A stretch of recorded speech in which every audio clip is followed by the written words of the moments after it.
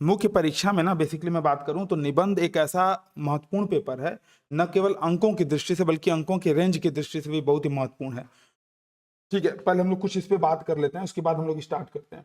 तो अगर मैं बात करूं मुख्य परीक्षा की, और सबसे बड़ी बात क्या होता है, ये गैप जो है आपके अंतिम चयन और रैंक के लिए बहुत ही महत्वपूर्ण होता है।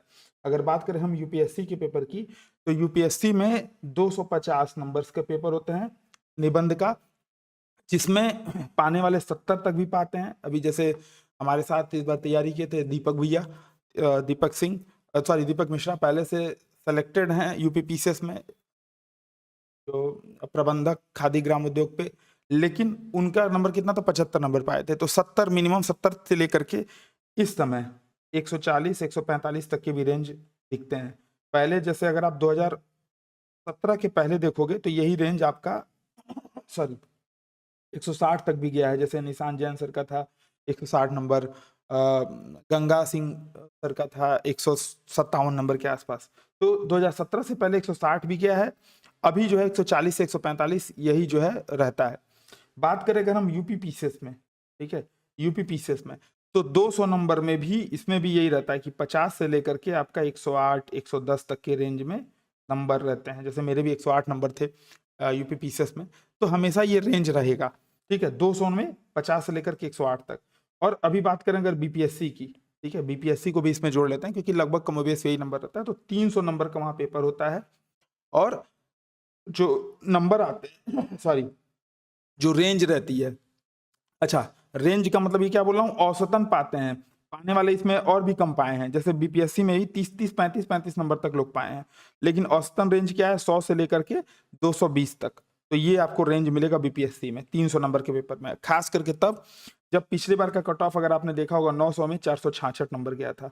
तो ऐसे में ये ऐसे का पेपर न केवल आपके रैंक डिसाइड करने के लिए बल्कि चयन, अंतिम चयन के लिए भी बहुत महत्वपूर्ण है। अब आप इसमें 70 पा रहे हो और आप 140 पा रहे हो, सीधे सीधे 70 नंबर का गैप यूपीएससी में आपको मिल जाता है। ठीक है, 50 नंबर का गैप आपको यूपीपीसीएस में मिल जाएगा।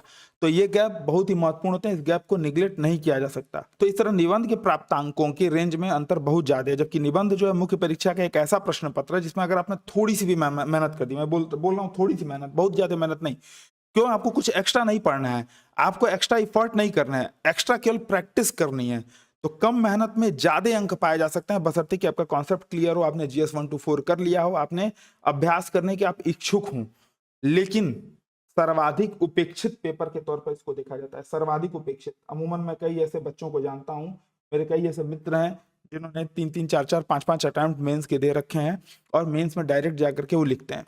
हमेशा अधिकतर इसे सीरियस नहीं लेते हैं, ठीक है, ज्यादातर इसको उपेक्षित किए रहते हैं और डायरेक्ट निबंध में जाकर के पेपर लिख के आएंगे। तो ऐसे में फिर नंबर वो नहीं मिलता है।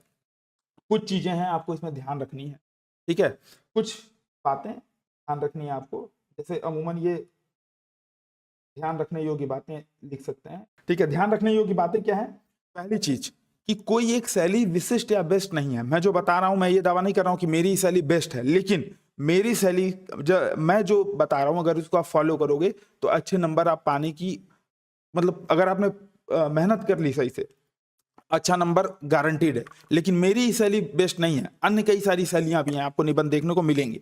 जैसे मैं निबंध, अभी मैं अपने निबंध भी दिखाऊंगा, मैंने निबंध भी इसीलिए रखे हुए हैं जो पहले मेरे चेक थे, आप देख सकते हैं यहाँ पे। अभी एसए का जो निबंध चेक वाली कॉपी रहती है, तो उसमें मैं अपने निबंध भी अभी आप लोग को दिखाऊंगा कैसे लिखा जाता था, कैसे कहानी बना करके लिखी जाती थी, क्या मार्किंग स्कीम था।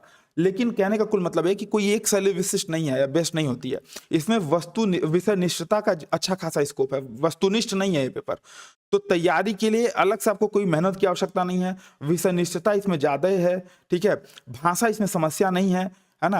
मतलब ये आप नहीं बोल सकते कि नहीं, मैं मतलब अमूमन जैसे मेरे ही नंबर 131 नंबर थे, गौरव सर के भी 130 135 नंबर थे एसए में। तो हिंदी मीडियम इंग्लिश मीडियम ऐसा कोई अंतर नहीं है, टॉपर्स के 140 से 5 नंबर का अंतर है, तो बहुत ज्यादा अंतर इसमें नहीं है।